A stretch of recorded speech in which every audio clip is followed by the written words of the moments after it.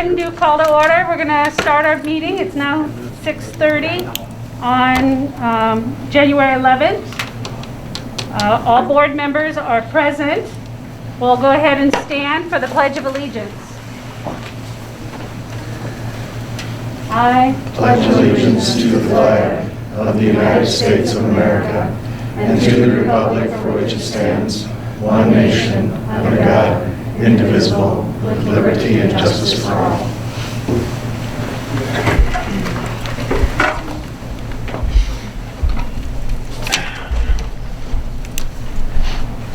I want to welcome everyone to the board meeting. We're going to just start making up stuff to get the public to start coming more often so we can get the attendance that we have here tonight. We're going to go ahead, board members, you have the packet in front of you. We're going to approve the agenda or any changes to the agenda. And with the agenda is... We do have two changes. Yep, our two changes are accepting an anonymous donation in the amount of $5,000 to be used towards elementary classroom supplies. And we also need to void check number 30811, Centricity, in the amount of $54.32, and that was a double payment. I need a motion to approve. So moved. I'll second it. Moved by Mahoney and seconded by Nebo to approve the agenda with those changes. Any other discussion? Hearing none, all in favor say aye. Aye. Opposed, same sign. Motion carried.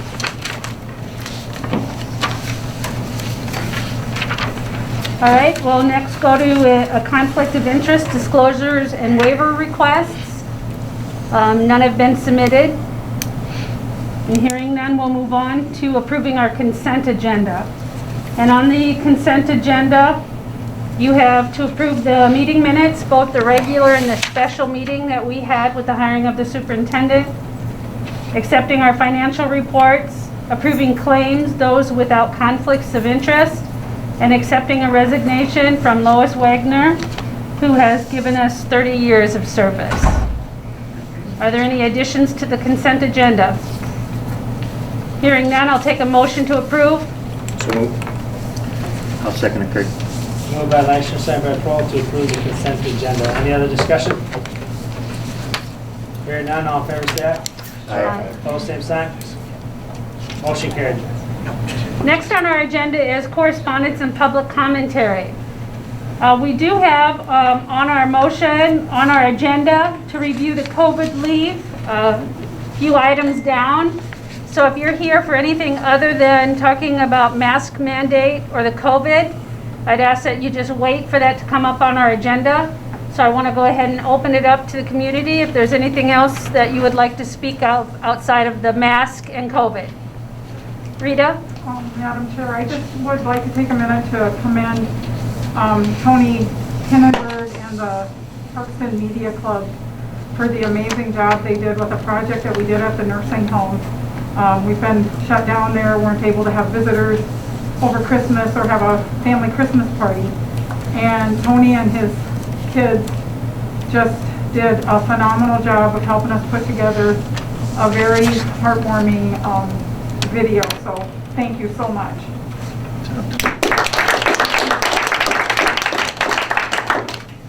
Thank you, Rita. I did. I heard a lot about that project, and that was exciting, and I'm sure all of the residents really enjoyed it. So,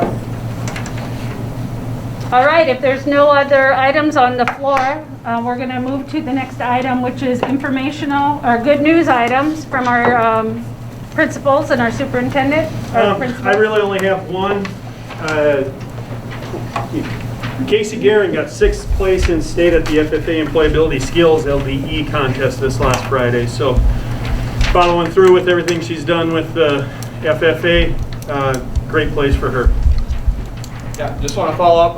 We had our, 41st annual Parkston Classic. Went off without a hitch. So I just want to thank everybody that was involved, especially our coaches here that just helped out with the day, and it was a good time just to showcase, our facilities that we have here, and like I said, a lot of compliments on the day. So thank you just for everybody that took the time to help out.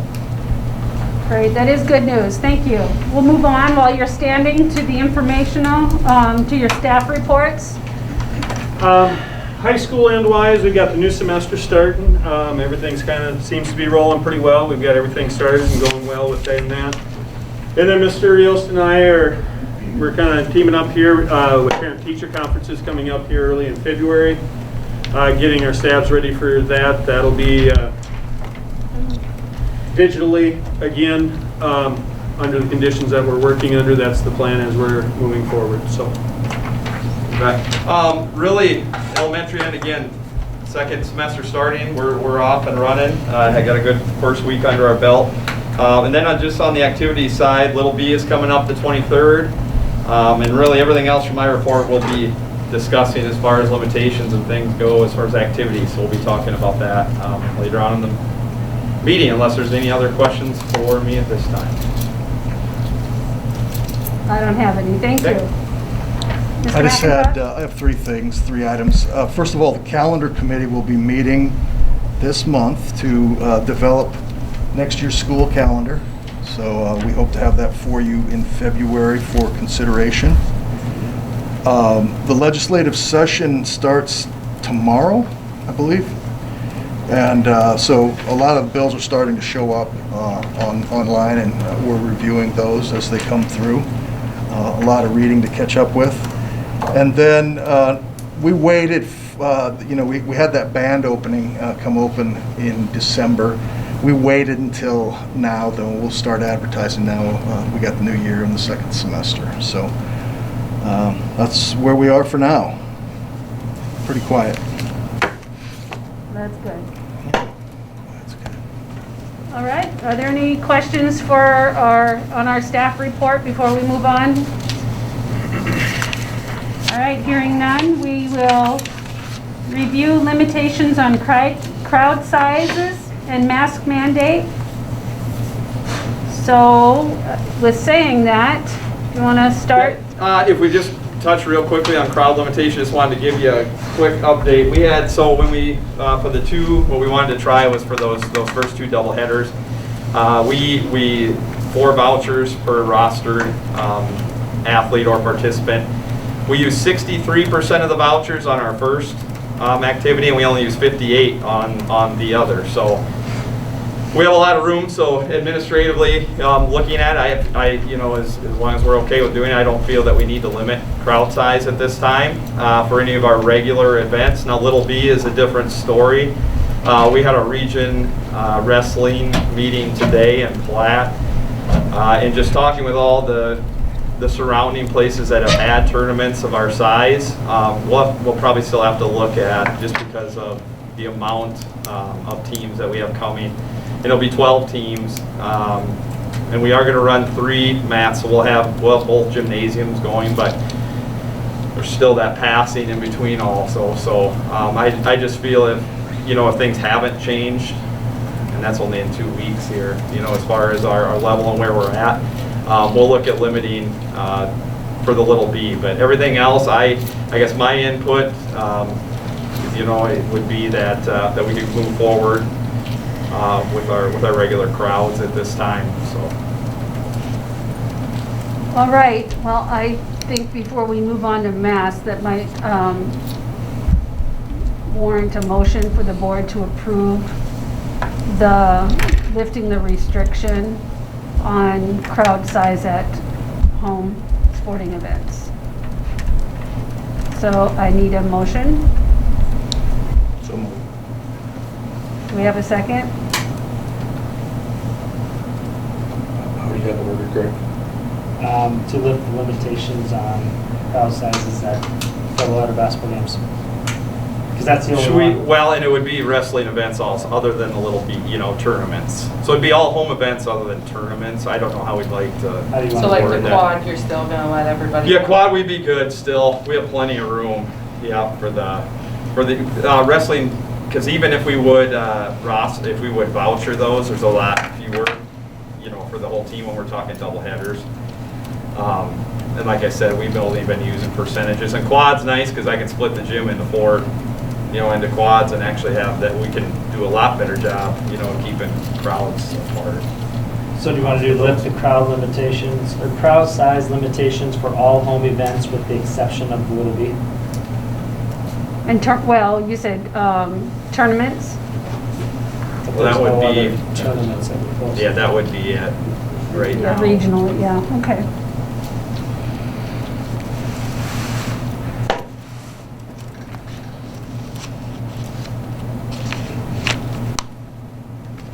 All right, so we'll take a motion to approve the new reading. So Jim moved. And moved by Mahoney, second by Leishman to lift the crowd size limitations for all home events with the exception of the Parkston Little B. Any other discussion? So Matt, the masks are still being worn? Yep. Yep. So you said you only used 50-some percent, 60-some percent 58, yeah, 63 it was. of our tickets? No, that's both teams all together. So that's all of the total amount of vouchers that we gave to the teams. That was the Okay. only percentage that was used. So we have quite a big percentage of those that weren't used, and room for people to come to Sure.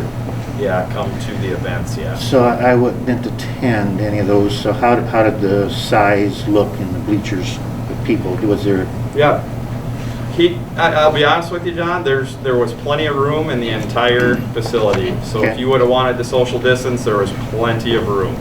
Okay. What we find is those that want to do and those that don't. So I would agree with that. okay. Okay, any other discussion? All in favor, say aye. I- Opposed, same sign. Motion carried. All right, now we'll move on to a discussion on mask mandate. So, first semester, when the board imposed the mask mandate, one of the things I know Mr. Mahoney really wanted to make sure we do was to evaluate that again at semester time. So here we are. And we've talked about it every month, but, where are we? What's it done for us, et cetera. Right now we have, to our knowledge, we have no one in the district or in our student body or staff who is positive with COVID, so that's good. Right now, there's 32 active cases as of this morning in Hutchinson County.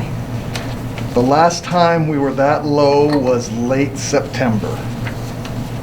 Otherwise, the numbers have been quite a bit higher than that. Our staff, we've had 11 positive cases in our staff of 80. So 86% have not, to our knowledge, carried the virus yet. Or if they did, they were asymptomatic and didn't know it. So we got that data. From just my observations, I think we have some mask fatigue going on. I've seen students with their masks down probably more frequently than we did earlier in the year or as we've gone by. And I'd say the same holds true with staff. That being said, they've all been wonderful. If you ask a student to, put their mask back up, it's done without hesitation or without questioning or without eye rolls or anything. And the same with the staff. So that's good. So I think, the question then becomes is, where do we go from here? The vaccine. The vaccine is primarily going to be for the staff, not so much the adults, while I'm sure some of the seniors would probably qualify.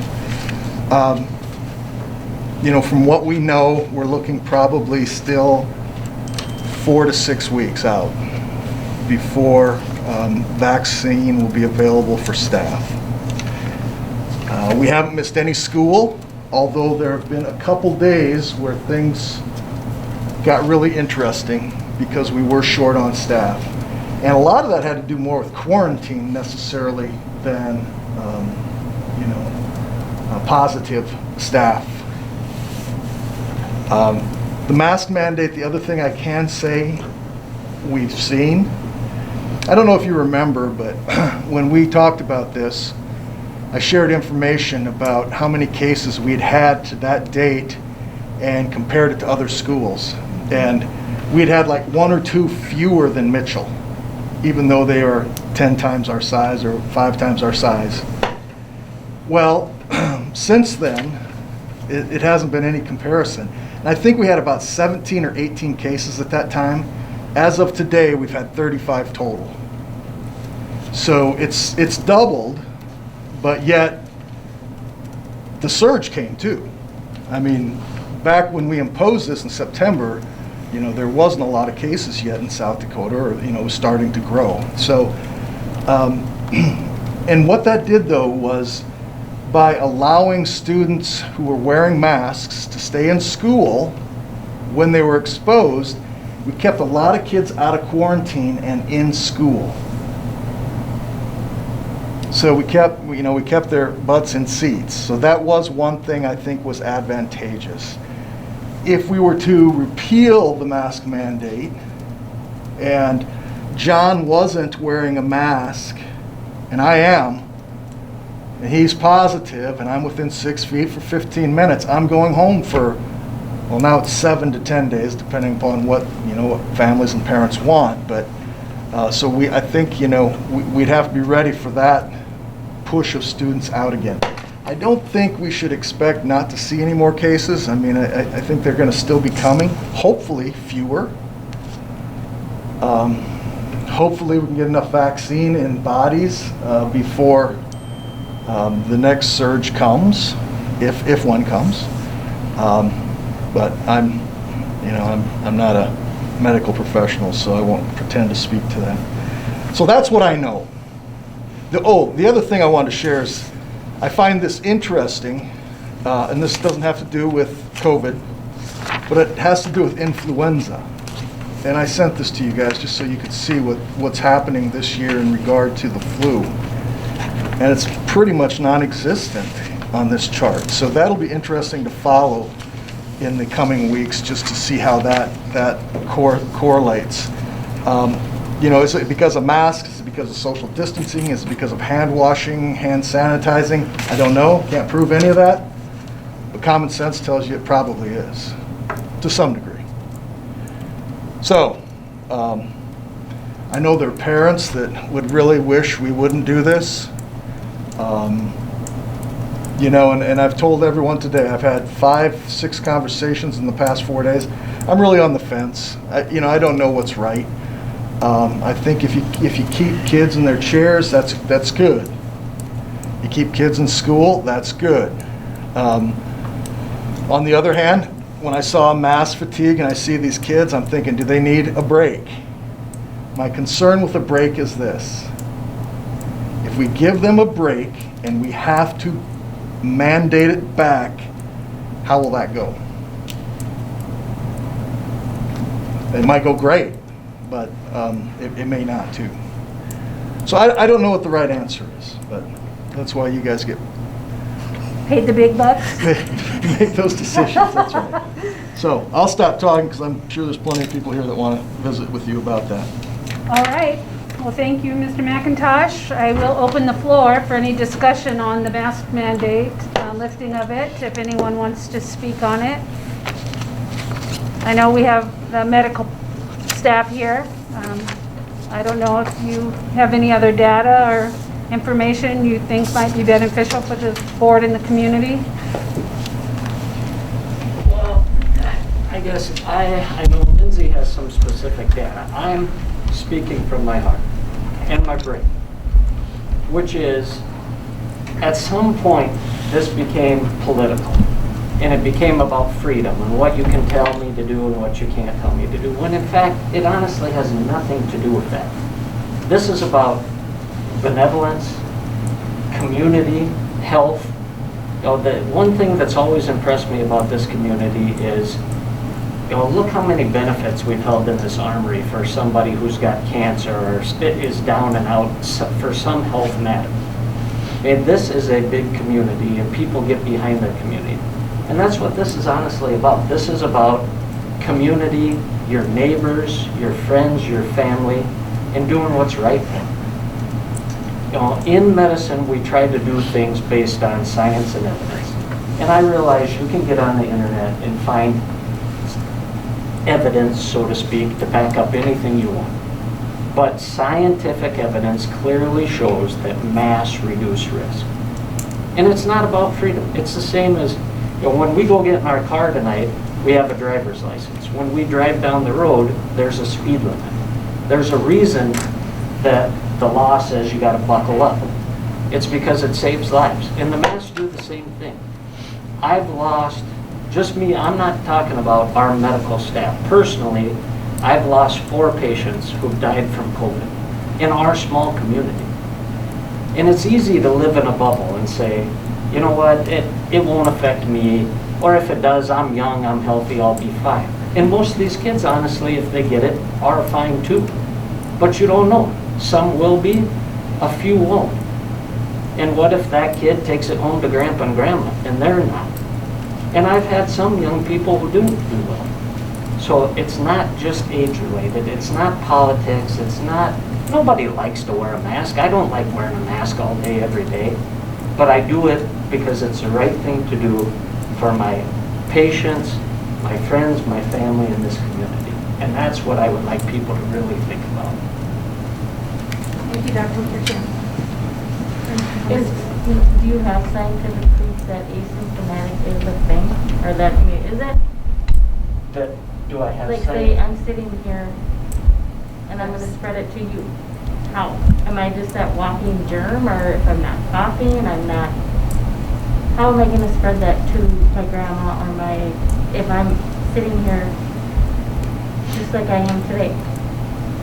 It's, And how if I don't understand that. I don't feel that I'm a germ, that I'm gonna be a healthy person and stand next to my daughter and, it's all based on some called viral shedding. So you may have it and feel totally fine, but you're still shedding the virus. And I won't lie, it's a bizarre virus that we don't understand. but then when the kids are playing sports, how are they not spreading it to them with their germs? They could Wrestling, be. basketball, then why are we having sports?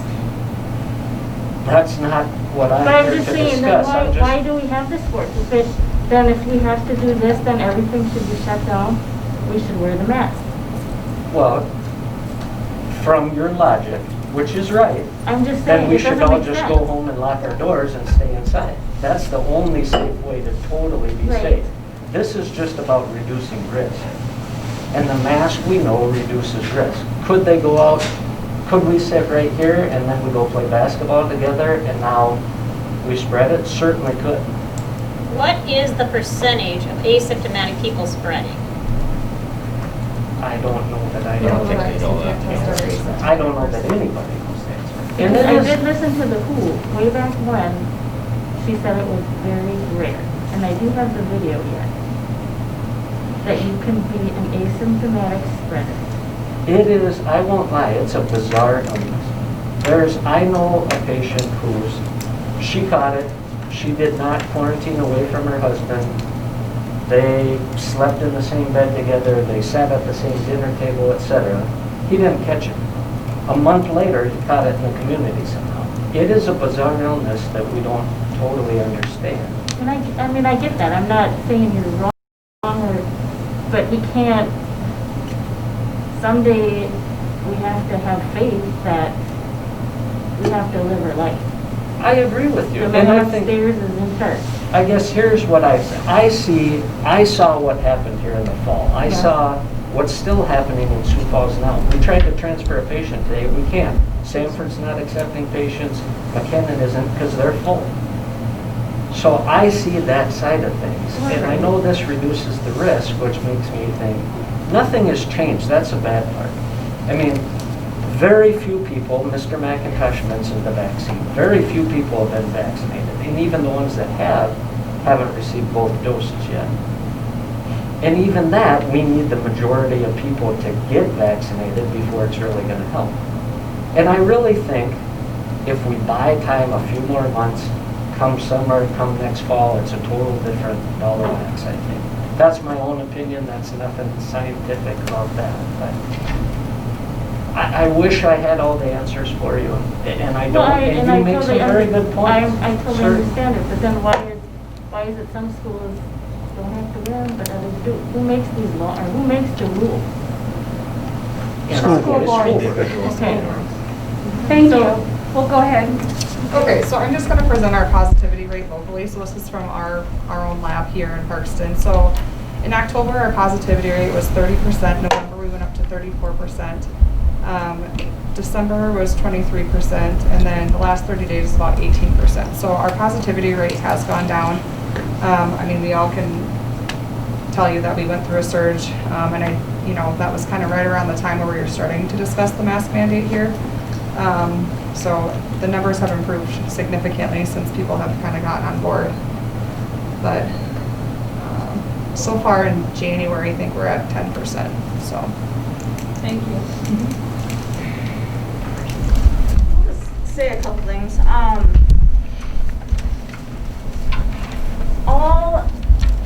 don't know. It's more so the elementary. I don't have kids in the high school part, so I don't see that end or how they do things, but I do know the surrounding schools are doing stuff completely different than we are. Corsica, there's no mandate, just at games. Ethan, they're highly encouraged. High school do have to wear them in the hallways or if one of the teachers require it, but there's no mandate on that. Trip, the staff is required. The kids have a choice. And then if they even have a close contact, they can still come to school, but just have to wear a mask. Mount Vernon, there's no mandate. If a close contact, then they can come to school, but they also have to wear a mask. The Armour School, there's no mandate, it's just highly encouraged. Scotland, they removed the mask mandate in November, and so far there has been no huge outbreaks, just a few here and there, which with the virus it's going to happen. So I'm only here, I'm just hoping, it's the second semester. You guys said we were going to revisit it, so here we are, 2 weeks into it, not a big deal. The state and county numbers have gone down. We've all seen it. I know you said hospitalization is up. I also saw that. McIntosh, I think you told us how many are out now. When was the last time someone was out? Was that like before Christmas? I'm sure it was. Yeah. It was It's just... actually the first 2 days back. Oh, right, yeah. Okay, with a COVID or with an exposure? COVID? With Okay. COVID. So, I'm just here wishing, hoping that we can maybe go back to September. The numbers are looking good for us. Can we try it? You're not going to know until you try something if the masks actually are working or not. Let's maybe give these elementary kids who are emotionally distraught a little break. That's the main thing. That's Yeah. mental health on kids. I'm sorry. Anxiety. So that's, that's the only reason I guess I'm here, because I see it. I don't know. It's tough. But, we're all going to do what we have to. Thank you, Mackenzie. We'll keep going around the room if anyone has anything to say. Good. She said everything. My question is, I have 2 daughters in elementary, and I have a son in high school, and the rules kind of don't seem to be the same. So I do have my son at home, because I don't want him wearing a mask for the full 8 hours. He's not allowed to pull it down at all. None of his teachers will allow it. However, the elementary has found a way to spread the kids out, so that when they're not in groups, when they're not together, they can pull it down. I'm wondering if that can be a consideration, maybe middle of the road, allowing maybe the high school kids, the junior high kids, to have a break from it. If they're separated out, I've heard both sides and I appreciate both sides, and I'm just asking maybe if there can be some type of a break, an in-between to maybe appease both sides. Thank you. I'm going to start back here. I don't have a lot to say, but I am here as a parent. What I'm saying isn't necessarily on behalf of Avera, just that, you know, and I know everybody's situation is different, but I support wearing masks right now because I will, you know, from the comment that Mr. McIntosh made, is whatever we can do to keep kids in seats, because that's been great for us. Homeschooling last year was not convenient at all times. So I support wearing masks, and, you know, teachers, we don't know what everybody's underlying health conditions are. So, that's all. I would just like to add, I'm the Vice President of Patient Care Services at the hospital, and a third of my staff is actually affected by either actually students themselves that work in my department, and also the parents of the children who are here in the school. So it's very important to keep, for those mothers and fathers to be able to continue to work, that they are in school here. So whatever we can do to keep them there and keep them active as much as they can, I just really appreciate. It does seem, the statistics are showing that the masks have brought us some improvement with that. So continue to advocate for that. So. Thank you.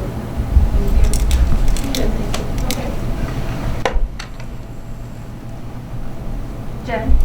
So can our kids have the choice if they choose to go maskless, and if they get exposed, can they just do the 2-week quarantine then? As of right now, no. They don't get the choice. So since other schools, you know, there is a lot, like I showed, a lot of surrounding schools that aren't doing mask mandate. Obviously, their numbers aren't that bad either in those counties. You know, there's some that are down to moderate spread. You know, whereas ours, I think, is still substantial. I mean, so I would like you guys to just visit that. You know, a lot of towns our size are letting kids have that freedom a little bit more. You know, and still doing okay. You're gonna have positive cases. You know, just for those kids. No, and thank you, Mackenzie, and that's exactly what we're here to do, is to discuss that. Yep. So thank you, and thanks, Jen. Go ahead. So I had seen a study by a doctor, it wasn't a local doctor, but it's a doctor, that asymptomatic spread is 1 in 400. How many kids do we have in our school system? 535. What'd you say, 500? 535.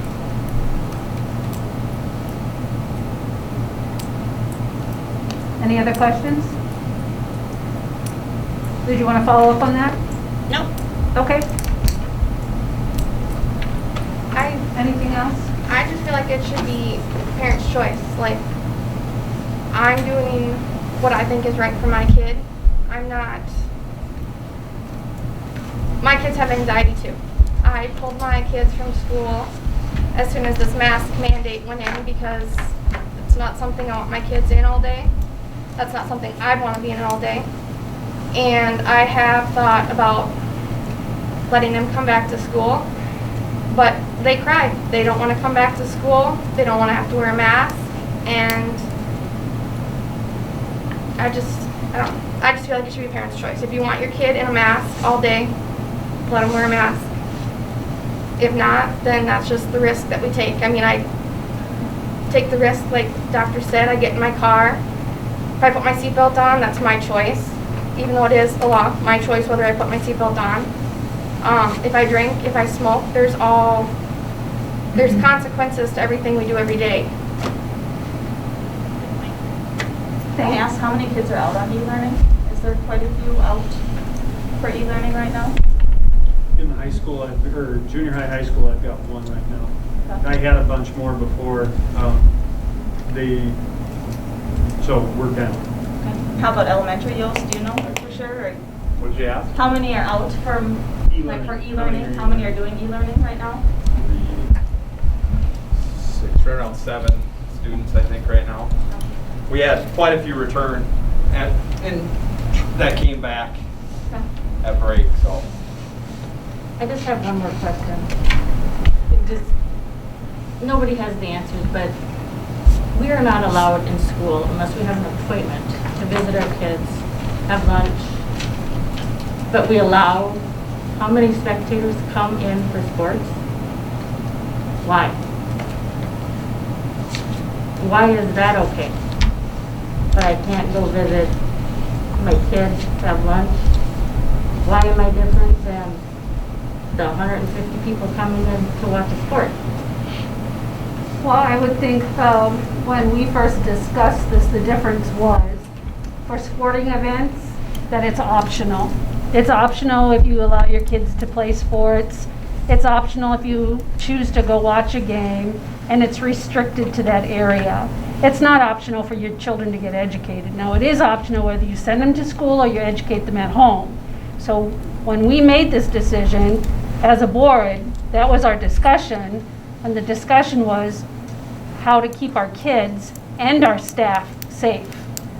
So it's not just about you keeping your kids safe, it's about your kids not transferring it to other kids or possibly our adults, our educators, and our staff members, which then would take it home and possibly spread it to their families and their elderly parents. So when we first discussed this, it really was, we were all doing our part.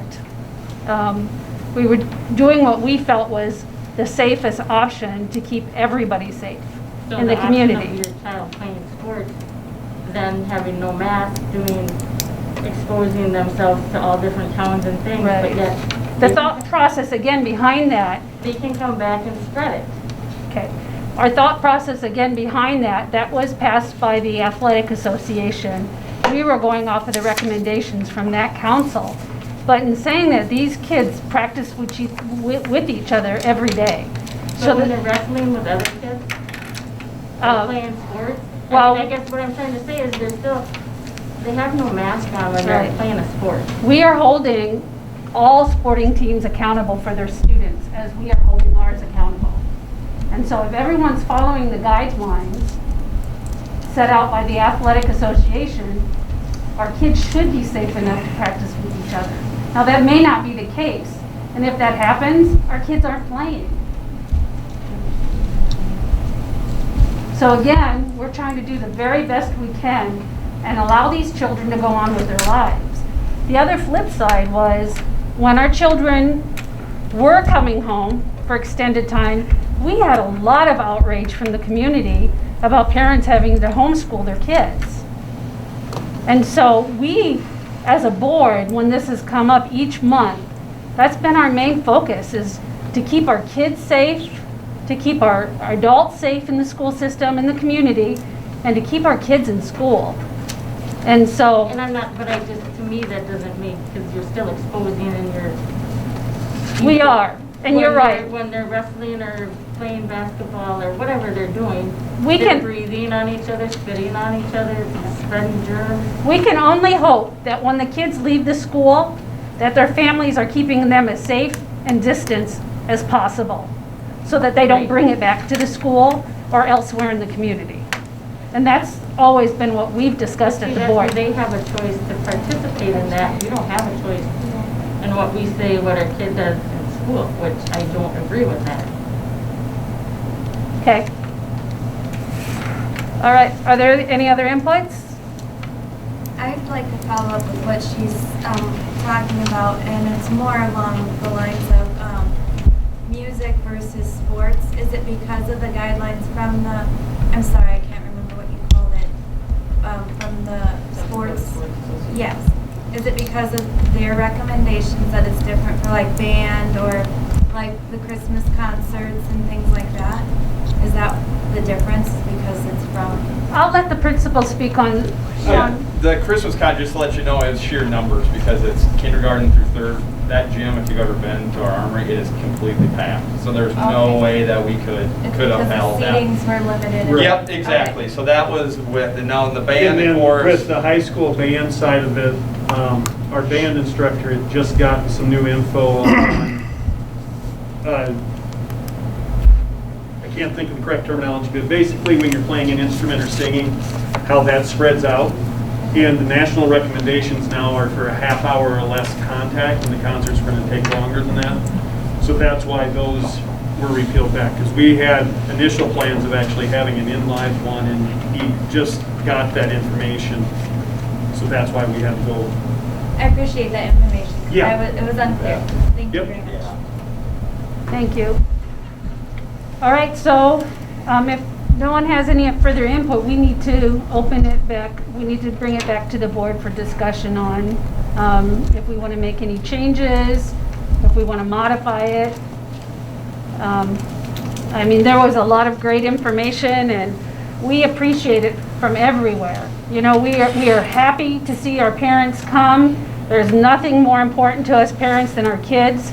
So if you weren't here, I would be disappointed. So thank you all for your comments. I always say we're blessed in this community because we always have our medical staff willing to come and talk to us and keep us updated, and then as well as having some staff here. So we're really lucky, and to have all of this discussion is great, and we are appreciative of all of that. I Tara? just want to say I appreciate all you guys. I mean, I respect each and every, I mean, everybody's got their, that's my opinion. I wanted it to be heard. I feel strongly that way, and like I said, I'm not trying to knock anybody or be right or, but Tara, it is. It's completely just- understandable. You don't need to make any explanation. But I know, but I just gotta come off, but I'm just like. I No, just wanna it's say fine. Thank you. I mean, I appreciate y'all are doing amazing, but. And I want it to is a say tough that no situation. matter what the decision from the board is tonight, not everyone is going to be happy. It's going to, I mean, I asked Mr. McIntosh to send an email out to his staff today because I wanted feedback on the perspective of our staff, how it's going in the classrooms, you know, how they feel it's impacting, and we did. We got a lot of feedback. And I think every board member here who had the opportunity to read through all of them can say, I mean, it went both ways. You know, it's hard. It's really going to be difficult for us to sit here and make a decision that's obviously going to make everyone happy, and it's not going to happen. But I have to tell you that the majority of our staff truly feel that the masks have benefited the students, the classroom, keeping our kids in school. And while there were definite opinions, like Mr. McIntosh had brought up about, you know, mask fatigue, you know, I understand that as well. And we need to, as a board, have this discussion on whether or not maybe we do need to make some modifications to what we're doing. I personally do not think eliminating masks is the answer, but I'm not saying that there's no room for modifications to what we currently have set up. And so, but that's what we need to talk about. And so I want to just, if it would be all right with you, Jill, could we maybe just go around, and do you have any input on the subject? Always pointed at me first. Well, you're the youngest. Oh, and it the was newest. pick on me. Yeah, I don't know. I guess for me, just from my perspective, I mean, I'm a nurse, and so by trade, I would tell you that, you know, initially I wasn't really for masks, but certainly seeing kind of the way not having masks impacted not only our community, but the kids in our school, my own kids around us. The hard part about not requiring every kid and employee to wear a mask is that you aren't just impacting your kid, you're impacting mine. So if you come to school and you're sick, and my kid has a mask on and yours doesn't, my kid still has to go home, even though they were trying to do everything to protect themselves. That's the hard part about it. And so what we were seeing is all these kids were getting sent home who weren't sick, who never got sick.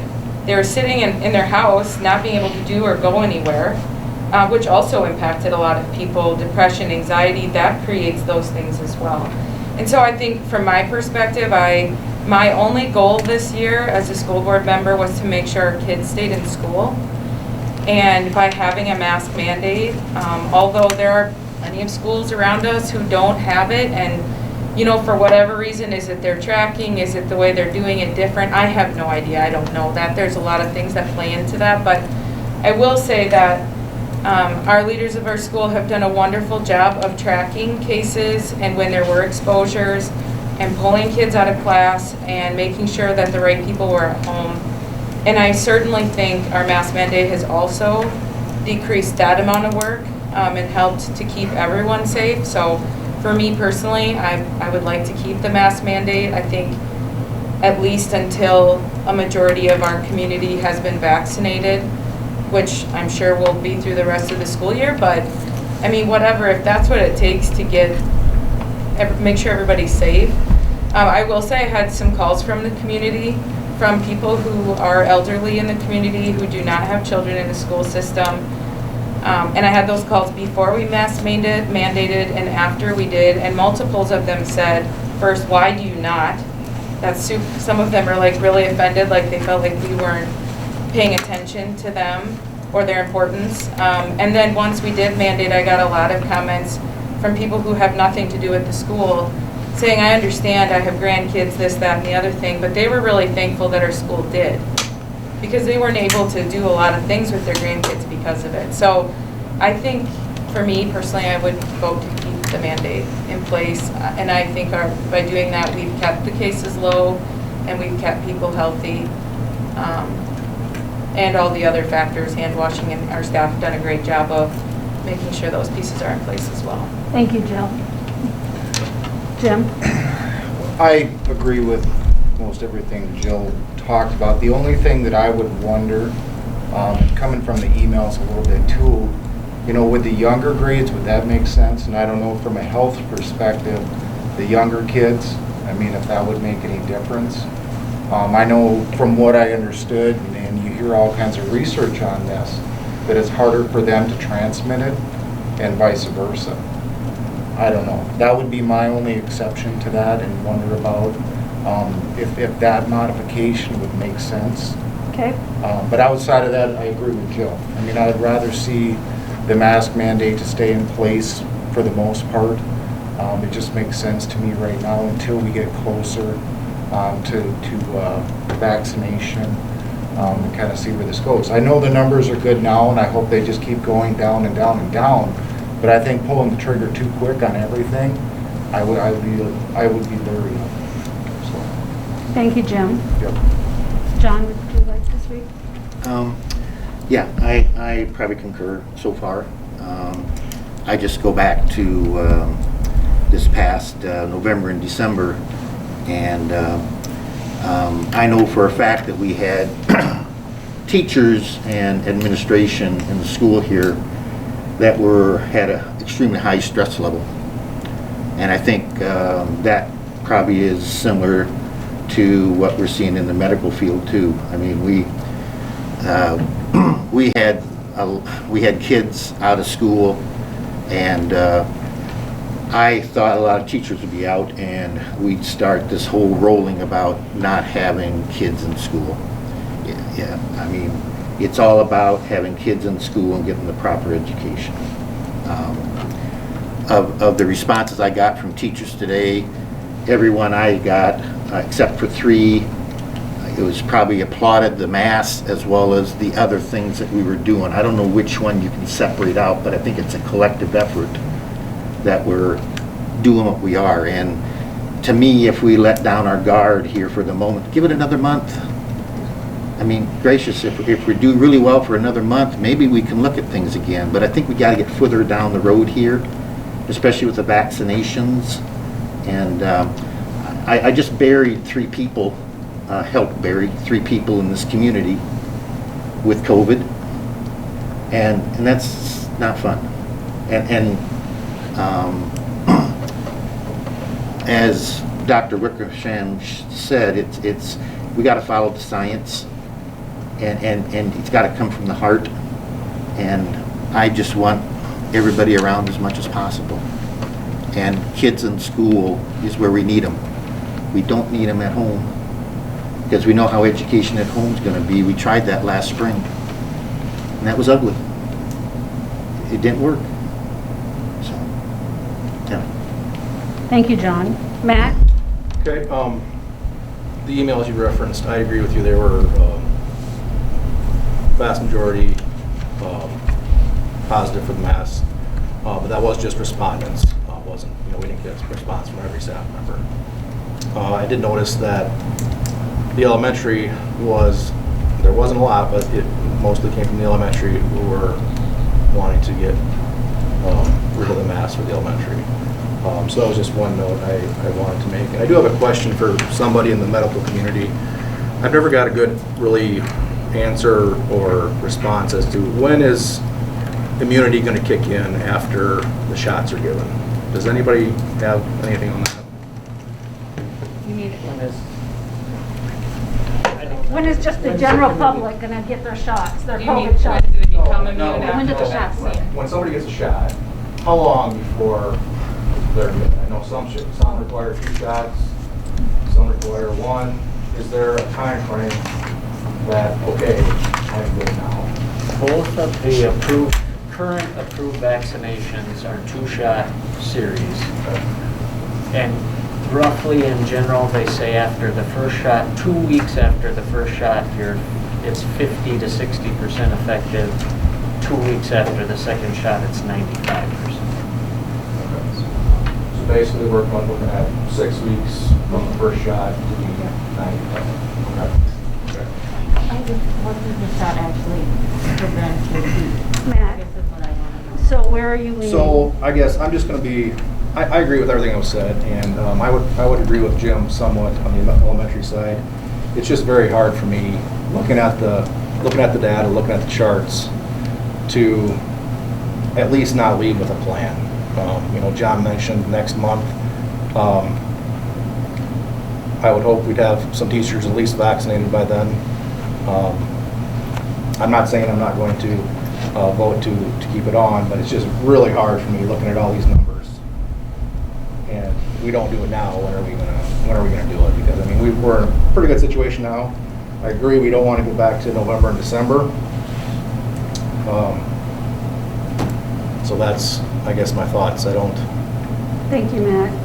No, thank you. I would be open to any thoughts from Mr. Yost about things that we could do. I know some of the teachers that did reference the youngest of the students in the school was that it was hard to teach, or is there ways that we can work around that, or are there times that they can be spread out? I don't know. I have a thought. What if we allowed a relaxed mask mandate on students when their butts are in the seat? So in the classrooms where they're spread out as far as they can possibly be spread, as long as they're sitting in their seat, they can have their mask down. The minute they get up, whether it's to sharpen a pencil, go to the bathroom, talk to the teacher, definitely going down the hall, coming and going from school, they would have to have their masks on. Now the high school might look a little different, and maybe they keep their masks on all the time because it's probably not a problem in the high school. High school students traditionally, they'd be able to tell if the masks are causing any respiratory type issues, if they're getting headaches.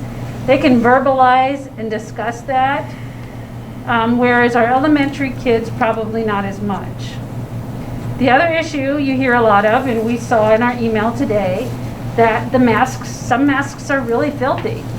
And without, looking at them regularly, or, that could be causing some medical issues as well. So what are thoughts on possibly looking at that as a slight option to modify masks? Keeping in mind they'd still be worn riding the buses, coming in and going out of the school, going down the hallways, all of our sporting events, our activities. Would that be enough? I have a question. Yes. In the beginning room, there's 4 or 5 kids at a table, and I don't know that there's like they're not separated. Right, and there's over No, 25 kids. the other thing is our preschool, you really look at preschool through, I would say even kindergarten, it's very rare that they have their rear end in a seat for longer than 10 minutes. And they're moving or cooperative play or moving around. And this is So what that- we need to discuss. Yeah, so that would be So- the only, I honestly think, your first grade and up, Ms. McKean, I think that would be a viable option. They have good chunks of time to where, within their desk, our those rooms are set up to where there is some distance between each of the desks, and I just think that would be a big obstacle for our preschool to get that rule for preschool to kindergarten. I guess what I was more thinking of was just little breaks throughout the day where they're able to spread out I mean, me personally, I don't see the point in doing that. It kind of goes against the rules and, like, to me, walking in the hallway would be the least time you would wear a mask. You're not gonna really be directly with someone for time frame says 15 minutes. To me, it would be more effective to wear a mask when you're sitting close to people in an confined space than when you're walking or moving down the hallway, going in and I guess I don't know if that's not what I meant, but I just meant, is there a time for some kids if that's really hard for them just to have some room to breathe, you know, they spread out so far in a space and they get to do exercise or something like that. I don't know, I suppose that takes a lot of time and takes away from the learning aspect. I mean, I can tell you right now, there is a lot of that that's already happening because my teachers know their kids. And I mean, it's happening a lot. You can walk up and down my hallways, and I mean, I would, you know, I'm not going to stand here and tell you that every kid that, you know, the mask fatigue is happening. It's been happening, you know, since November, really. I mean, that was just part of it when we started. So, yeah, so that is, but yeah, I don't know, you know, unless you're thinking, yeah, okay, well, at 3 times a day you go down to the gym because that's the only place we can spread out. You get 5 minutes to stand there, or you know. It's hard to know what the right thing to do is. So is it, in your opinion, more of an all or nothing? I don't know. You just need to tell me what you want me to do, and I'll do it. That's I honestly, I can make anything work, and my teachers have proven that. I mean, from March on, they've been awesome. I mean, we can make anything work, and maybe that's, I mean, if you want me to change the schedule for the kindergarten, preschool, you know, kindergarten to have more recess time or more break time that they can, or you know, or we can get strategic about, you know, in the kindergarten room that we have maybe 2 at each table that are doing their seat work, and everybody else, you know, can have a mask break while they spread out and do their centers or things like that. You know, I've talked to a lot of parents, and especially going into today, I made phone calls. I talked to parents that had kids. I wanted to see how it is, and you have these 2 extremes. You have those that say, you know, my kids have adjusted. The kids have all adjusted. You know, they don't, you know, they know this is what they got to do, and they don't say anything at school. They don't buck the system. They're doing well. And then you have that flip side is, no, I don't want my kids to have to wear masks, or no, my kids absolutely don't want to wear masks. And so it's really being able to find that in between. And I think as a board, it comes down to what our goal and responsibilities are.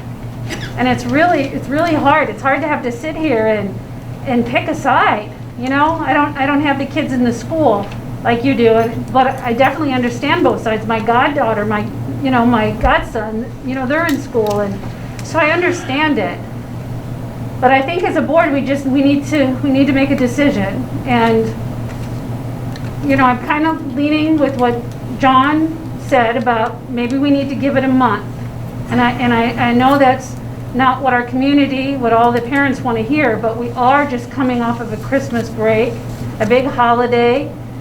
I would like us to get through this hump. I would like to get some more people vaccinated, and if nothing else, our people in our high-risk areas in our communities, and then reevaluate it at our next board meeting, and honestly look at some ways that maybe we could modify it if our numbers stay where they are. And my question to it being all or nothing, it sounds like either they're wearing the masks or they're not wearing the mask. It's not a... About the only, first of all, I just want to say I don't think we give our kids enough credit, and everybody that is a parent here, I mean, I'm blessed to be where I'm at because our kids have been unbelievable. The resiliency is unbelievable in the school system. So that's great. And again, no kids buck the system. What I guess as far as I could tell, and maybe it's you know, about the easiest thing that we could do as far as if you wanted to start looking at just an in-between would be any time that the students are able to social distance from each other, then they could take their masks down. And let it be teachers within there, so then if we have a small group that's working together, we're masked, but the other kids are socially distanced, they could take their masks down for that time. That would be a viable option that it would be, and I'm not looking for an easy way out. I don't want, everybody to think that, but that would be a way that we could police it still and still manage the face covering wearing, of the students. And Matt, what we don't want to do is cause additional workload on our staff because as all of us have probably noted in the notes that we got after Christmas from the staff is it's been a really taxing, trying COVID year for them. Not just in the classroom, but all of the kids that are distance learning, creating, the additional, teaching methods for them, and it's been very taxing. So I don't want to create something that's gonna, And I appreciate that, and I'm sure that, the staff. Yeah, I think we have to be diligent here. I mean, all of a sudden now we've seen some numbers that are going in the right direction, and it's great. We've done our job. And I don't know if it's one particular thing. I think it's a combination of things, and it's a combination of the staff doing it and the kids. It's again, as Barb iterated here, we had people, we had them really stressed out. And there was people ready to quit, period. And they didn't. They stuck it out.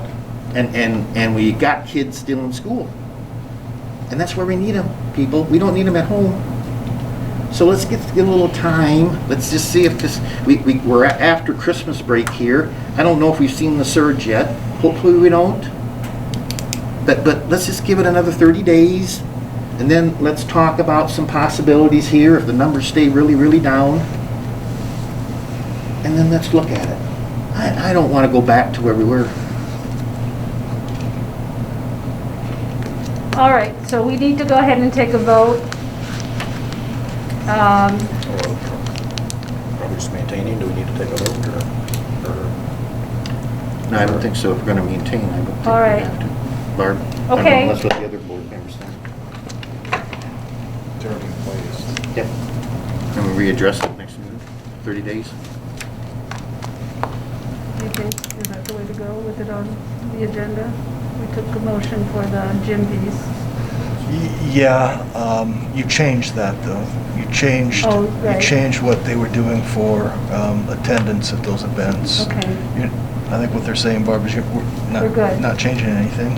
So- All right, well, as it stands then, just so the members in attendance have heard, we are going to leave the policy as it currently is, and it will be on the agenda again at next month's meeting to rediscuss, and if our numbers stay where they are or get lower, You might look at it. we might look at making some modifications at that time.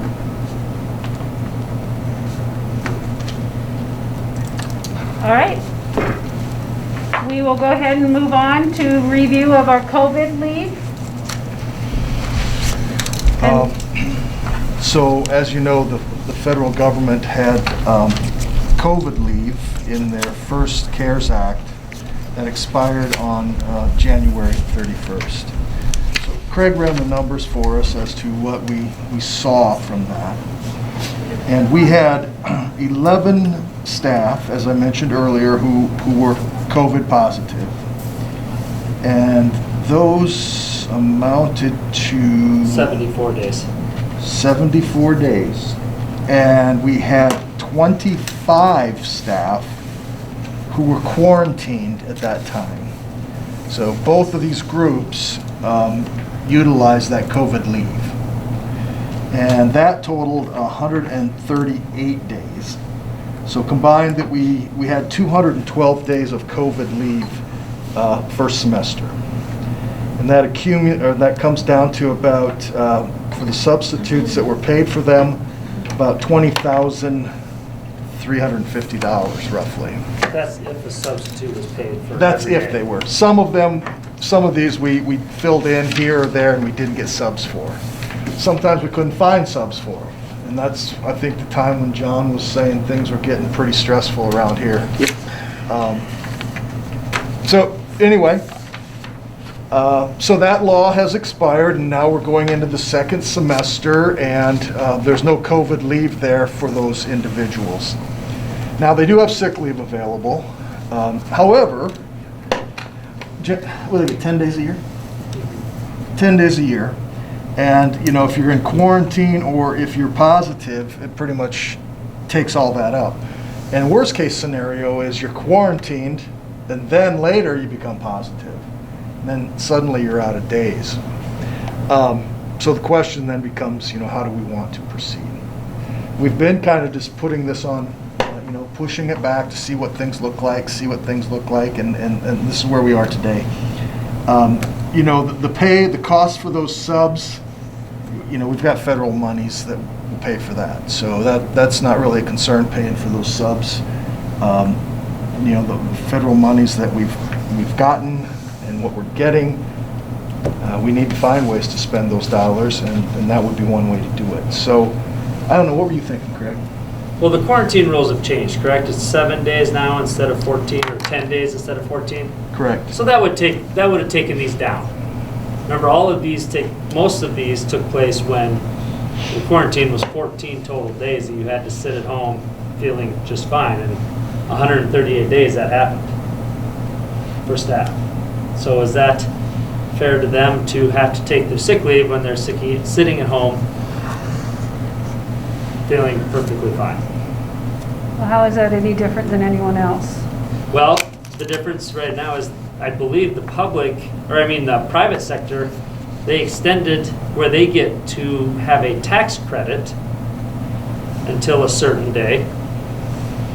I don't remember the day, but if it's March 31st, I believe, possibly, if I remember it right. But the public sector, for us, we don't get a tax credit because there is no tax credit. So a private business could still operate as is and get a tax credit from the government. We cannot. We got money to take care of, I guess.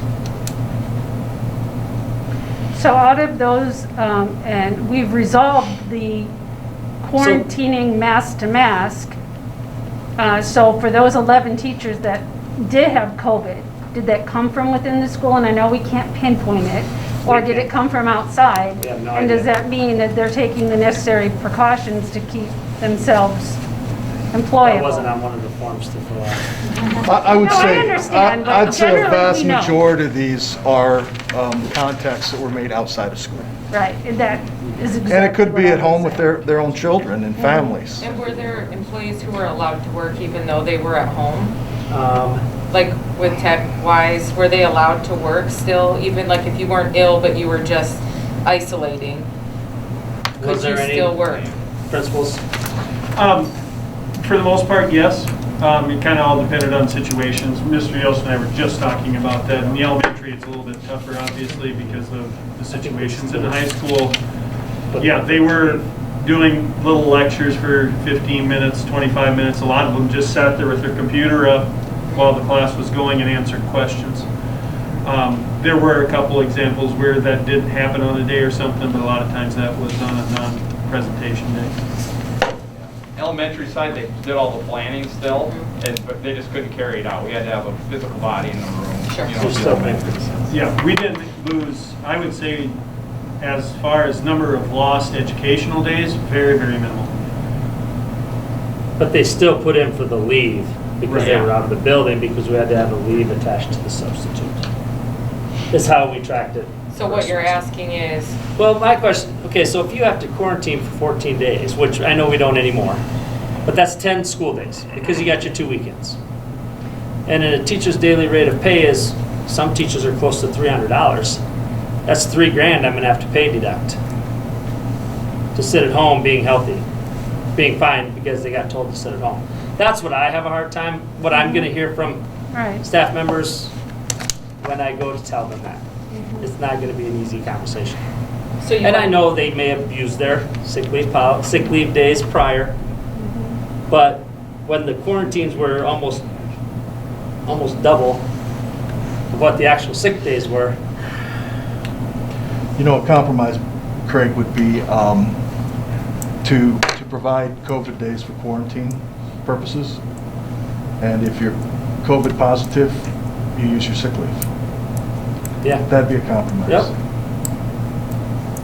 Why are we having the discussion then if they're gonna be taking sick leave? But only if they're positive. Only if For they're the positive. They're truly situation sick. They're isolating. Okay, when you're quarantined, you're not sick. You might become sick, but you just sit there and wait. Yeah, but they're So- not gonna be at school. They're not gonna be at school, but they could potentially have their pay deducted because they don't have the sick leave. Okay, And for them, that's a pretty big deal when they could be working. And they know they could, but the stupid rules say I can't. So what you're asking is to extend this and use some of that money that we were giving from, is that what you're? To pay the subs, yeah. Yeah. Yeah. So, I mean, I don't, why wouldn't we? Am I? To pay the subs or to pay the to reimburse for Well, you pay- foreign pay that basically they wouldn't paying have both. normally got? Paying both, basically. you're paying both. You're paying both. I think it should come down to how they received the contact. I don't know how. How you do they would prove that? So Craig, they still have to do their, even if they're at home for whatever reason, they're still having to do their work. Yes. Teachers, right? Well, they're still doing lesson plans. Right. They're still, some of the high school end is teaching more than the elementary end. Right. Because it's easier. Elementary, lower level, the lower you get, the harder that is. So are they coming on, if they're just there because they're not sick with COVID, are they coming on with Zoom or are I believe the ways high of school getting teachers into the were high Zooming, school correct, kids? Mr. Orr? Yeah, the high For school sure. teachers were zooming in. Elementary may have And some. then emails, everything else. They just stayed in contact the Sure. whole time. the best Elementary they was could. filming some. Elementary is making videos that the Okay. sub would show, is how they. Right, so they're still Working. doing their They're job. still working, yeah. Okay. But I don't, again, understand if our students have masks on and our teachers have masks on and they just are in proximity. They don't have COVID. So why are we making them quarantine? Because I thought at our So- last board meeting, we said they didn't have to quarantine. They're if quarantining because they didn't have a mask on when they were around the positive person. So Okay. it wasn't probably in school, it was elsewhere. We saw some gatherings during the holiday season of teachers getting together with others and they weren't masked. We saw families who have a child get ill who So why at would we home. reward our teachers for this behavior? I'm a state employee and I'm not getting rewarded. I mean, this policy that ran out in December was a state benefit that both our teachers benefited from and me as a state employee. Now, if I get COVID or I'm exposed, that's coming out of my sick leave. But you're asking us now to give your teachers an exception to that if they're exercising poor behavior outside of the school. It doesn't necessarily mean you exercise poor behavior. Like, your child could have been at a sporting event and got ill playing basketball, comes home and is sick, and they live in the same home as you. So then now you've been exposed and you have to stay home. You may not be ill. It doesn't mean anybody broke any rules. It just means that somebody around them was ill. And it could very well be someone who lives in their home. And I do understand that. And if the kid was around another kid with COVID, that doesn't mean that that parent, who would be the teacher, would have to quarantine. But I'm just throwing it out there. Does it still, the surface living on surfaces, does that still, like, I remember in March, the first time we had this, we had to leave things sit in the shop for so many hours before we could touch it. Is that still the deal? I think it's as long, and I don't know if they actually have an exact answer for some of that. You know, you're right, Craig. Early on, there was all kinds of, oh, it lives on cardboard this long. Yeah. It lives on Yeah. this long. And the door handles and. I haven't honestly seen any data on that since the very beginning of this. Well, the reason why I asked is, I say, Barb, somebody can go shopping and get it off the shopping cart. You know, or like daycare exposures, I mean, we've had that where our kids are If that was the sick case, from that's why I daycare, and that asked. doesn't mean we broke any It's on door rules. It's just- handles and bathroom sink faucets, I mean, it's everywhere. So are we asking if they do end up quarantining that it won't come off their sick leave? Well, that's what you guys have. I don't know, that's what I have a hard time coming. They're gonna come to me and say, when I got a pay deduction for 3 pay periods. Because it'll take that many pay periods to get 10 days.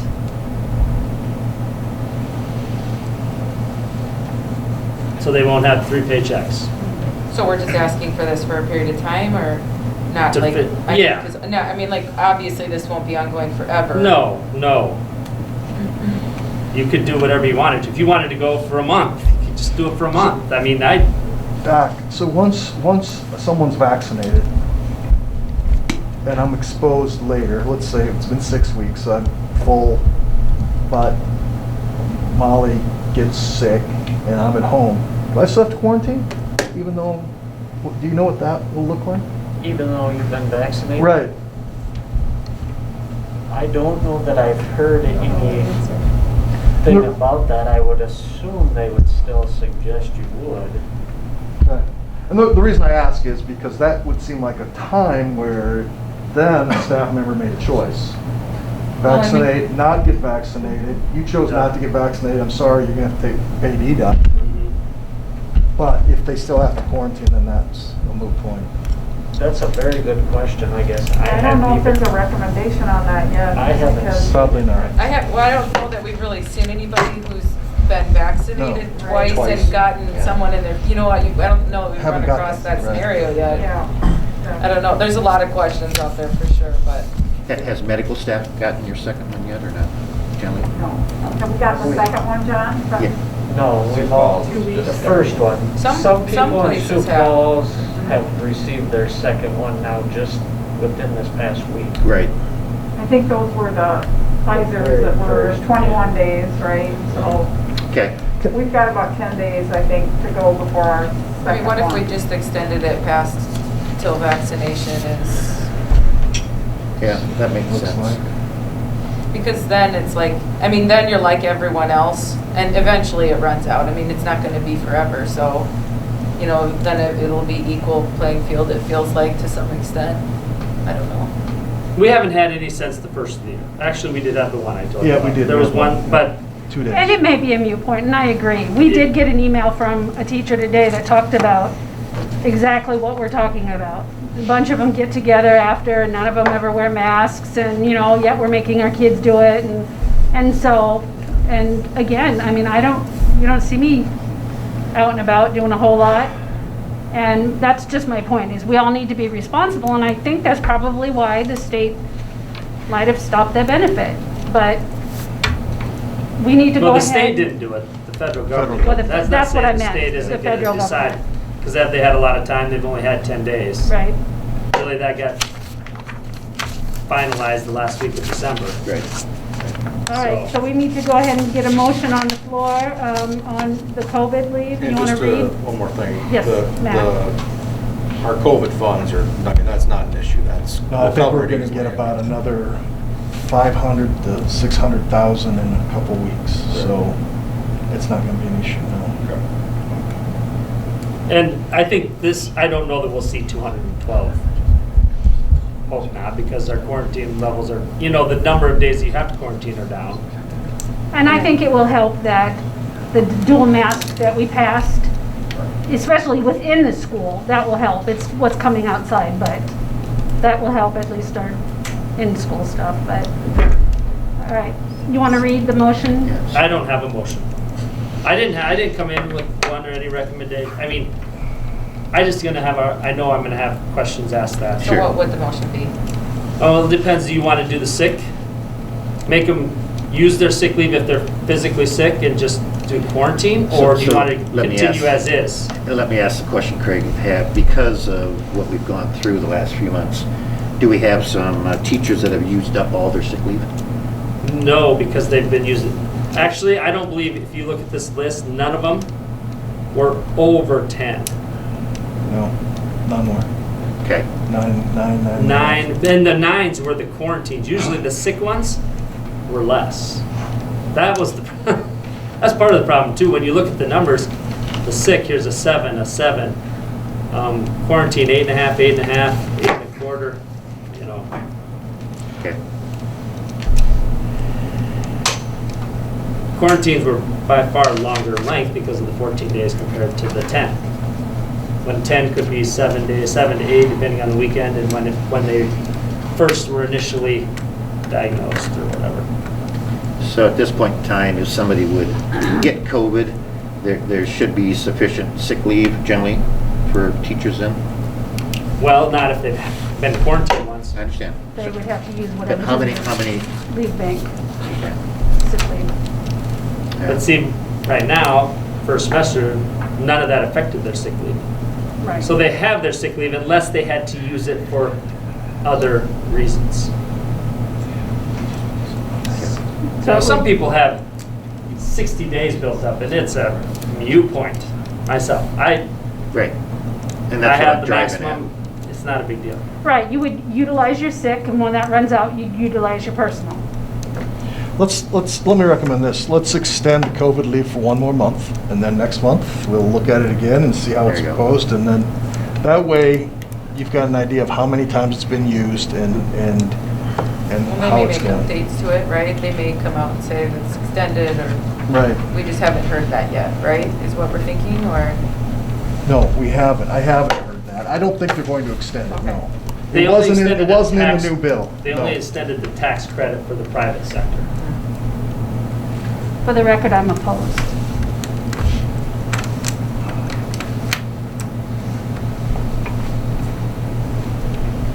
Okay, let's try for another month. So- Probably Well, I better think you need a motion. motion then, Yep.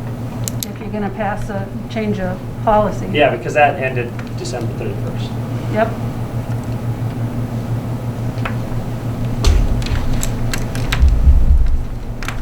So move to continue. Could we gather data too? Like, are there other schools who've extended, or? There is. Okay. We did that. I can get that for you. I don't know if I still have it. Rita, what are you guys doing? Put her- Don't ask. All right. No. It's a common issue. I don't need it. I just wondered for like the next time we meet. Yep. I think I will it have- would be valuable to Yep. see that. To see what other area schools are doing. Bottom line, I'd hate to be punishing the teachers. I mean. Well, here's what it's gonna boil down to, John, is he said, and then they prove whether or not they were physically on Zoom, because that's gonna be the argument. Sure. Well, I taught. Well, the kindergarten teacher can't because, it only took me 3 hours to make my videos. So then do you take 5 hours away from them? Or do you get the whole day?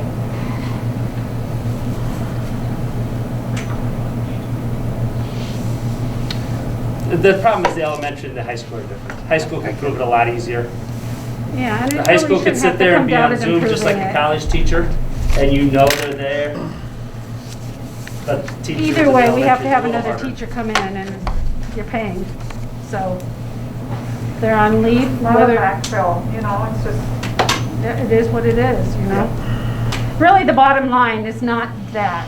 It's that we need teachers in this school to teach. And it's a matter of what we're willing to do to get them. And that's really the bottom line. All the rest of it is mute. And That we- was counting December, and I'm sorry, but I don't know, Shane said 11 and 25, well, that's what, 36 people? I counted 11 December, so it's not even like it lowered in December. You want to read the motion? I don't have it, but no one's really. So keep the, Extend the COVID sick leave for one. as is for 1 month. Okay.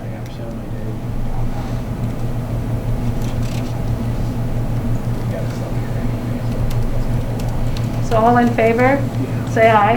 Your motion first, you need a motion first. Oh, I thought you just read it, I'm sorry. Unless Matt gave it That was there. Matt reading it. I will give it. I heard a male's voice coming from that direction. Okay, so Matt, you'll move to extend the federal government COVID sick leave guidelines for 1 month. Yeah, I'll second that. Kroll, second. Any other discussion?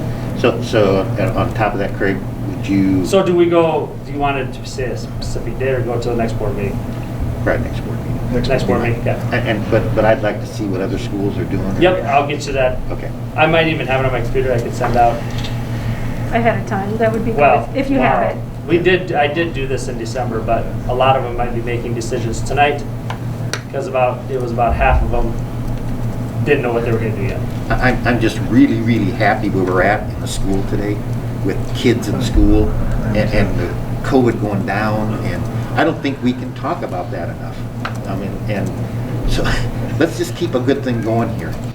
And I get real concerned about people wanting to take gas off the pedal and say, okay, it's all over, we're okay, and it's not there yet. I talked to people at Avera and Sioux Falls today. You guys are right, what's happening over there? I mean, it's science going on right now. This isn't about how I feel. It's science we have to follow. And they're not having a good time over there right now. What I hear. Okay. So yeah, moved by Leishman, second by Pearl to extend the federal government COVID sick leave policy, sick leave guidelines until the February board meeting. Any other discussion? Hearing none, all in favor say aye. Aye. Opposed, same sign. Aye. Nay. Motion carried. Okay, quickly, if I may.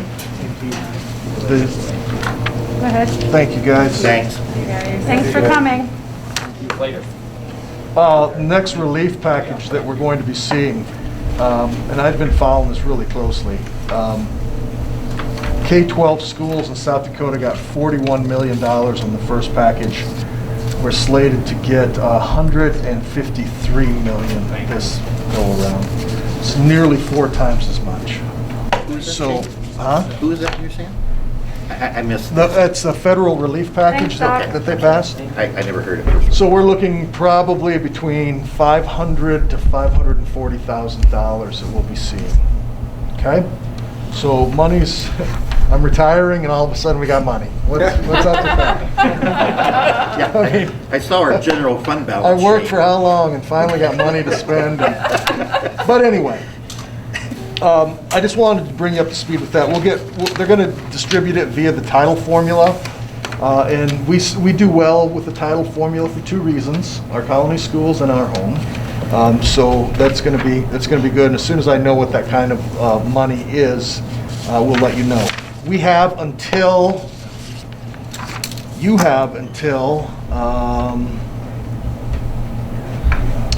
September of 23 to obligate it and spend it. September of 23. So you've got a little bit of time. So you don't have to spend all, spend it wisely and however, you or the new superintendent and the staff feel is fit. So Shane, there's no restrictions? There are restrictions. Okay. They can only be spent in a variety of ways, but it's fairly loose. And without going into too much detail, anything that's allowable under the EA Act of 1965. Okay. So it's pretty much similar to the first go around. Okay. So it's nice. So I just wanted to bring you up to speed with that because of the next thing we're going to talk about. Before we move on to HVAC, is that what you're talking about? Yep. I wanted to bring up something with our principals possibly. Some of the feedback we got from the elementary side was that masks were impeding the language and speaking, with our kids, something to that effect. And I'm wondering, could we just provide those shields for them to wear so that the mouth can be seen better? I mean, we have all this COVID money. They have access to all that already, and we have some teachers that are using it. Okay. Yeah, shields, and we bought masks that have things that are clear here. Okay, so that Right, really well, shouldn't be a problem. The one argument though is the shields are Fog up. they fog up, and the other thing is they aren't really meant to prevent it from getting out. I understand. It would That's just more be- for the other part. So they really defeat It the would whole more mask be purpose. temporarily while they're doing that. Right. During that grant. The clear mask thing is a different story. Yeah. So And I do see now where they do have those full clear masks, that are just now coming out too. But I just want to make sure we're doing everything for our lower elementary to make it possible for our kids to. At our next paraprofessional meeting, we'll discuss it, so. Well, to be honest, couldn't you have, as long as they were far enough away? Well, that's, again, But if we you could. put all the kids in the back of the room and the teacher at least 6 feet away, and they just have a space where the kids see a line that they know they can't go by, the teacher would be able to take everything off. let's look into the clear mask Yeah. for now. No, that's true. That's So we're not not where we're at rehashing right this now. again. Well, but we did say that some situations Yes. would have space to be different and. I agree, if we Like- have the space, we need to utilize it. You can't totally enunciate when you have your face covered. Even with a clear mask, they aren't getting the enunciation. Even with a shield, you're not gonna fully hear what they're saying in the proper way. So, I mean, yeah, like if we could light, I don't know, I mean, I would be, as long as they were far enough away and it was for a short period of time, I mean, you're following the guidelines. It wouldn't be any different than giving teachers eating this far away and they have their masks off. Yep, continue to forward think and move us No, forward. sure will, yeah. I think some of that is happening right now, Jill. Yeah. You know, and when we can safely social distance, and especially for my teachers that have to be talking and speaking all day, if they can be in front of the room away from the kids for just even 3-4 minutes, just to present the topic, I think they're doing it. But I'll make sure we reiterate that and you know, just, again, the health is our biggest concern. Yeah. All right, our next issue on the agenda is the HVAC system. Real quick before we leave Oh. the stimulus, the original funds, how, what was the deadline on that, to spend that? You like testing, don't you, man? Well, roughly. September 22. 22, I thought it was the end of next year. So, yeah, we September got, there's some time with those dollars yet, too. Can we have how much of those, Shane? Thereabouts, after the bonuses? The second, It's still like, we have the nurse, it's, We left it knocked over for 2 days. yeah, it was almost, Right? but the second, part of that we don't have to track. I mean, there's no tracking purposes or anything. no, of but that. he's wanting to know how many dollars. we think Left of we the had first left. time, Oh, from that first After our time, yeah. bonus. I believe it was like 41,000. that's what I thought. And the So- nursing was gonna eat up most of that Okay, okay, just wondered if anything had for another changed. year. Did that include the CRF money, that 240 we got from the state? I think that was everything. Okay. So I mean, between the three plans right now, we're talking $880,000 we've, you know, and so there's money there, yeah. So, may I? Yes. Okay, the next item, did that answer? Yep. Okay, thanks. HVAC. So one of the things, as I was following this bill, one of the things that is an allowable expense will be air quality. So I was thinking about our systems, and we've been having a lot of maintenance lately with our HVAC systems. These things are, you know, things are sticking and things are breaking down and Okay. Our roof is causing air problems. a roof is causing air problems. So what it boiled, so I thought we should probably know what this HVAC system looks like and have a plan for replacement. Regardless if we want to do it with some of these dollars or not. I think having a plan on the shelf would be a good idea. So I did reach out to 2 engineering firms. Only one got back to us, Ace Engineering. It just so happens they did our locker room remodel, they did our track, they did the boilers in the armory, and they did the boilers in the elementary. So we've used this company Is that several the times. same company when we redid the modulars and stuff, and we replaced some of the, you guys remember, that was 3-4 years ago? Mhm. Would this be that same company? Ace, yeah, I think so. I think that was them. Because then they replaced some of the actuators and stuff on some of the ventilation systems. I don't recall what you're talking about specifically. They come highly recommended. We've used them before and they've been good. So anyway, they gave us this quote to put together a proposal with us, and it will have a rough cost estimate to do everything. I would also recommend, while you're getting a cost estimate, to include the cost of air conditioning the armory and your multi-purpose room. It's just getting a cost so you'll know what it is. I'm not suggesting that you do that, but then you'll know. When you say army, are you talking that kitchen area? Kitchen area, the armory, and then you'll know. It's not gonna cost much more to have them give you an estimate. And then you'll have it. $7,500, not to exceed. So they're gonna bill us hourly, And if it's 4,700, that's what they'll charge us. If it gets to 7,500, that's when the meter stops until they get the job done. So it's $7,500 not to exceed. Hourly, not to exceed $7,500. And again, if you don't use the plan, you can put it on a shelf and you'll have an idea of, the schedule, how to go about. If you went to replace each one of these HVAC units at one go, it could be $1 million. These are the original ones? Yes. Yes. And we had already talked about So, that. they're 18 years old, Matt, so that it's time to start coming up with a plan. They're older than that. Older than that. 18, is that what you said? Was The this high air school, conditioned? the elementary end would be 18. I think they were opening at the same Were time. these air conditioned at that time? I Oh, thought, not air conditioned. no. right, so those units, these would be, I don't know how old the univents are. But now you'll have a plan, you can, maybe you can put it on a 5-year capital outlay plan if you want, depending upon the cost, or a 3, and if you want to use 200,000 of this money as seed money or whatever. But anyway, I would recommend you go ahead and do this study with ACE to get that information.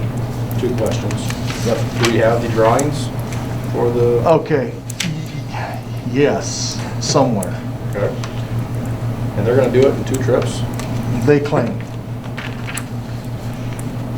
I remember they've been here many times before. Okay. They know what they've replaced every one of our heating systems except the high school boiler, so they're familiar with that. Okay. Yeah, I asked the same thing. I said, I didn't know that you could do it in 2 trips, and they said, well, we may not be able to, but that's what they did. And this would be paid with COVID money. Yeah, we could use the COVID money to pay for this study. How soon are they gonna come to? They said, and that was my other concern, was because earlier we had to have the money obligated by a certain time. I didn't know that we were going to have until 23 to do this. So I told them it was going to be, we'd want it quickly, and they said that should not be a problem. So I suspect you can have it in a couple months. So are they actually going to do like airflow testing? I don't know if they're going to go that far. Or are they just going to evaluate the equipment? I think they're going to come out and evaluate what we have, and then, we'll talk about things like air exchange and air quality and what kind of improvements we can do to get there, and then provide us with a rough cost estimate to do that. But I think they've got to check out all of our equipment, the condition of it, what kind of options or alternatives or modifications they can make to it to do what we're looking at.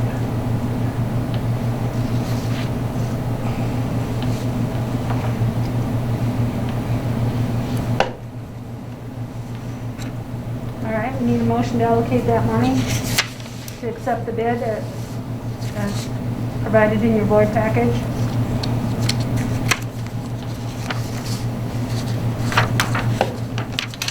So moved. I'll second. Moved by Leishner, second by Mahoney. To accept. Is that what it says? Is it a bid? Sorry. Project fee proposal. To accept the proposal. Yep. From Associated Consulting Engineering, Inc.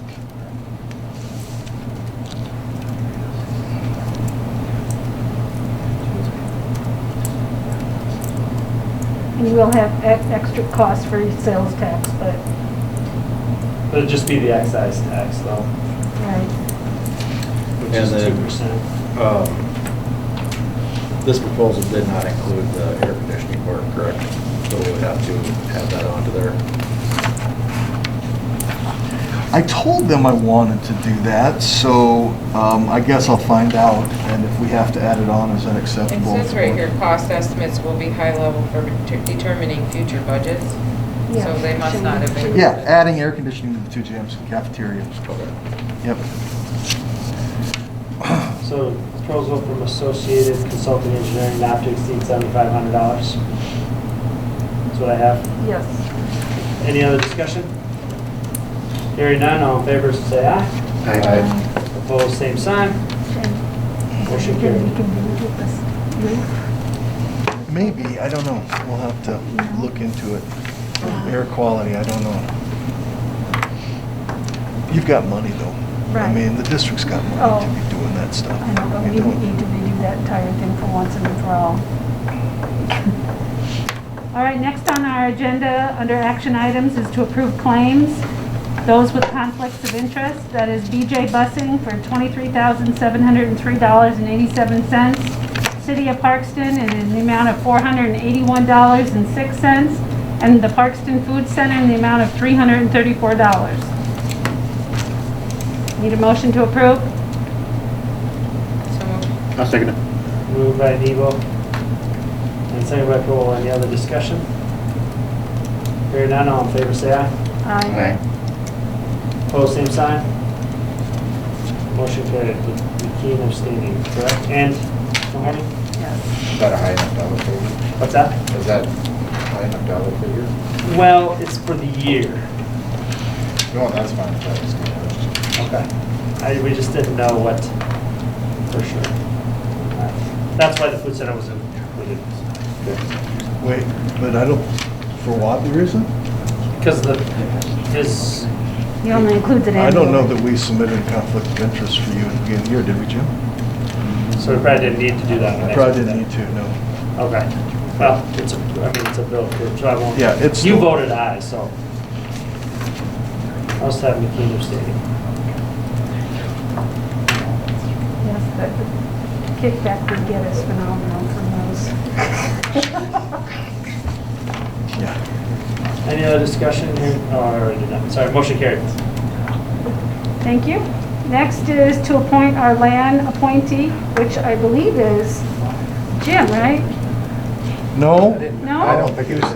John's been John. that person Yay, traditionally. Jeff Hall. Yes. Yeah, that's fine. You want to do it again? All right, Sure. I'll register you. Just for Matt's information, so the Associated School Board has what they call these land appointees. So if something interesting comes out in the legislative session, they send out this mass alert email to every school district.